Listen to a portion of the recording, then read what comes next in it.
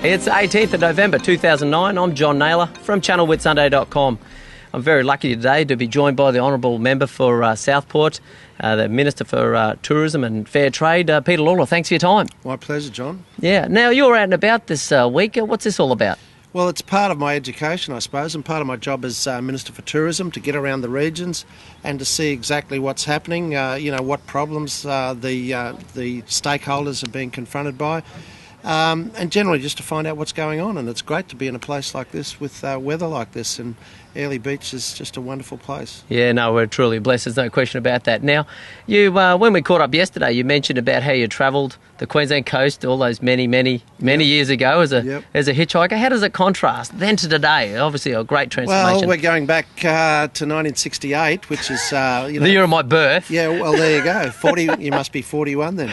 But I hitchhiked from Southport to Cairns and back, and I went through all places like Airlie Beach, places like Bowen, Cairns, of course. Yeah. And the transformation, of course, is quite amazing, just exactly what's happened. But then we're talking 41 years ago, so I suppose, the Gold Coast wasn't much in 1968 either. So, but it's quite interesting. It's very interesting. But I'm glad I'm not hitchhiking anymore, so I travel in a bit more comfort these days. Oh, okay. Well, we typically know that the ministers and the government tend to run it pretty tight when it comes to travel expenses. But that's true, but we haven't been forced into hitchhiking yet. So that might be next week. Yeah, okay. Well, moving along anyway. Now, obviously we're blessed at the moment. The Best Job in the World campaign has brought the focus to the Great Barrier Reef. We know it's beautiful, and now a lot more of the world know that too. But has that flowed through to the tourism operators? You're hearing that the numbers are swelling, that they're... Well, I am hearing very positive stories. Perhaps it's yet to come. Well, that might be right too, because it's an ongoing promotion. It hasn't finished yet.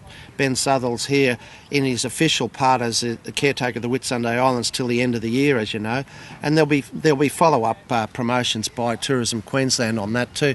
This is the most successful campaign for tourism ever in the history of tourism. Yeah, so yes, it's true. The campaign won 7 awards at Cannes, the advertising awards there. And, I got kids that live overseas, my son and my daughter, one in Dubai and one in London. They've been telling me about this for months and months. They want to know who the genius is that dreamt this up, because it gets such great airplay, not only on, tourism shows, but on BBC News, things like that. So it's just a fabulous promotion.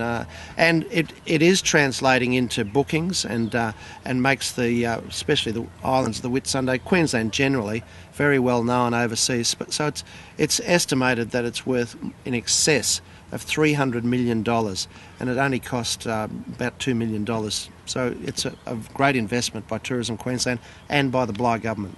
Yeah, no, that's obviously well resonated, and certainly my experience I travelled the world early in the year when the campaign kicked off, and everybody on the street was talking about it. Sure. Fantastic, and it is amazing that we pulled that off. Yeah. But flowing on from that, obviously the Great Barrier Reef, that pristine environment we've got, there's obviously the concern about what's been done to protect the Great Barrier Reef and what we're doing about conservation. Are the government making movements in that direction? Yes. The government has introduced regulations. The aim of the government, the Bligh government, is to reduce runoff, for instance, fertilisers through farming practices and so on, to reduce that runoff by 50% in 4 years.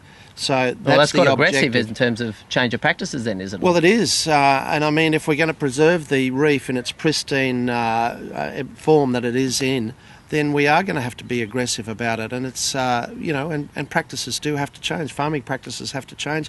But most farmers are very responsible. And not only is it great for the environment, but I mean, at the end of the day, if they improve their farming practices, it saves them money too. So, they're very understanding, and they also understand that there's another industry too, as well as farming. There's the tourism industry is a great employer of people in Queensland. 119,000 people are directly employed in the tourism industry in Queensland.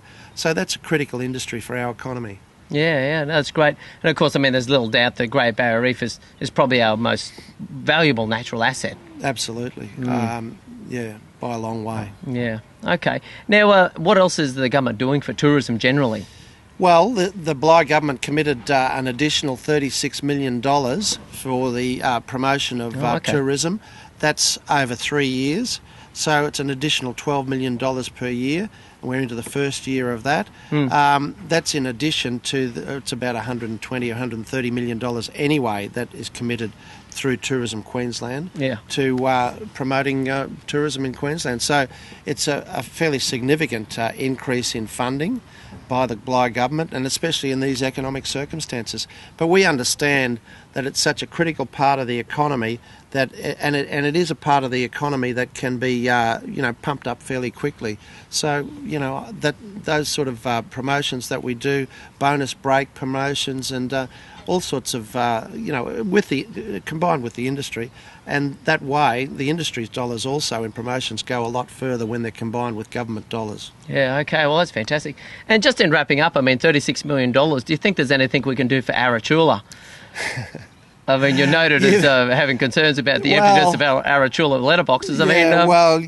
You've obviously got a lot going on in your life, John. You've read my speeches in Hansard. You probably suffer from insomnia, I'd suggest. But I made just the highlights, Peter. Just the highlights. I just made a comment. One of the opposition interrupted or interjected in one of my speeches, and I just made the comment that he had a head like an Arachula mailbox, which was big and empty. And I mean, I don't know if you've been to Arachula, but if you have, you'll understand what I'm talking about. Big letterboxes, not a lot of mail. Okay, fantastic. Well, maybe that's a little icon, maybe something was hoped to develop in terms of a tourist destination, even based upon your small effort there. I hope I put Arachula on the map. From a tourism point of view, everyone should go to Arachula. All right, well, thank you very much for your time. So that's wonderful to catch up with Peter here today. That's enough for now. I'm John Naylor from channelwithsunday.com.